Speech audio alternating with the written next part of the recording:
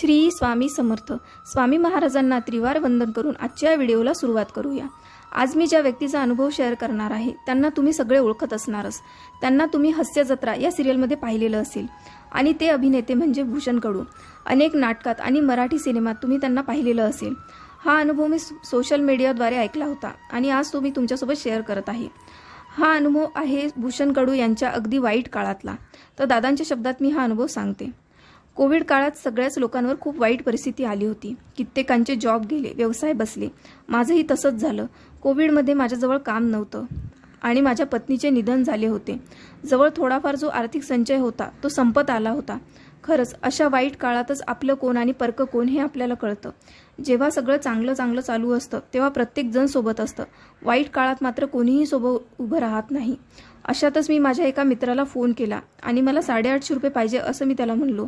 त्यावर त्याचा विश्वासच बसत नव्हता.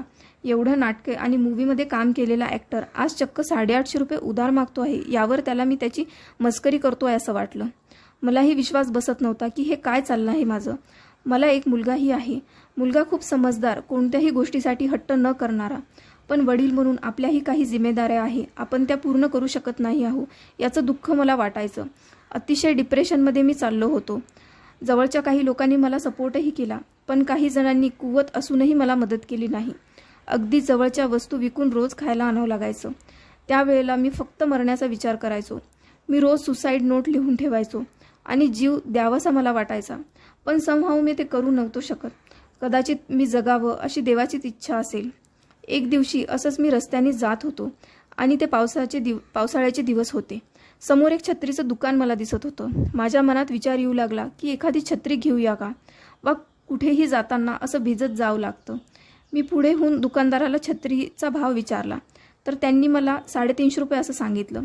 ते ऐकून मला खूप वाटले आणि मी त्याला म्हणलो देखील की काहीतरी कमी कर. त्यावर त्यांनी काही कमी केले नाही आणि माझ्याच मनाला वाटलं की आपण एक ॲक्टर असून आज साधी 350 रुपयाची छत्रीही घ्यायची साठी पण आपल्याजवळ पैसे नाही. समुद्रातले जे मासे असतात त्यांचे अश्रू आपल्याला कधीही दिसत नाही. तसंच मी त्या दिवशी डोळ्यात पाणी भरलेला, पावसात भिजत असलेला एक व्यक्ती रस्त्यावर उभा होतो आणि अचानक माझ्या पाठीवर एक हात आला आणि 4-5 माणसं उभे होती. त्यांनी मला विचारलं की भूषण कडू ना, तुमचं काम बघतो आम्ही, खूप छान काम करता तुम्ही, पण ही काय अवस्था करून घेतलीत. त्यावर मी त्यांना म्हणलो की जाऊ द्या, असू द्या, सोडून द्या मला माझ्या मार्गावर. या काळात कोणी आपल्याला काही समजवत असेल तर ते उपदेश आपल्याला ऐकावेसे पण वाटत नाही. आणि त्या व्यक्तींमध्ये एक व्यक्ती अजून होती, ती म्हणजे विकासदादा पाटील. ठाण्यामधील श्री स्वामी समर्थ महाराजांचा जो मठ आहे तिथले ते मठाधिपती आहे. मी त्यांना ओळखत नव्हतो. देवाचं मी फार काही करायचो नाही. फक्त कधीतरी कोणतं मंदिर दिसलं तर पाया वगैरे पडणं एवढंच. मला ते म्हणले की कडू, हे काय करू घेतलं तुम्ही स्वतःचं. तुम्ही चांगले कलाकार आहात. तुम्ही एक काम करा, उद्या आपल्या स्वामींच्या मठात या. माझी रोजची सुसाईड नोट ही चालूच होती. मग नंतर मला वाटलं की एकदा जाऊन तर बघूया मठात. स्वामी काय करतात बघूया. एवढं स्वामींना लोक मानतात आणि म्हणतात की ते अशक्य गोष्टीही शक्य करतात. मग त्यांना जाऊन विचारू की स्वामी, हे सगळं माझ्या बाबतीत कधी घडणार आहे. जणू काही देवाचीच मी परीक्षा घेत होतो. रोज फार आलिशान आयुष्य जगावं, मोठ्या हॉटेल्समध्ये जावं असं काही अपेक्षा माझ्या नव्हत्या. पण ॲटलिस्ट आयुष्याच्या ज्या बेसिक गरजा आहे त्यातून तरी आपण वर निघावं असं मला वाटत होतं. दुसरे दिवशी मी गेलो मठात.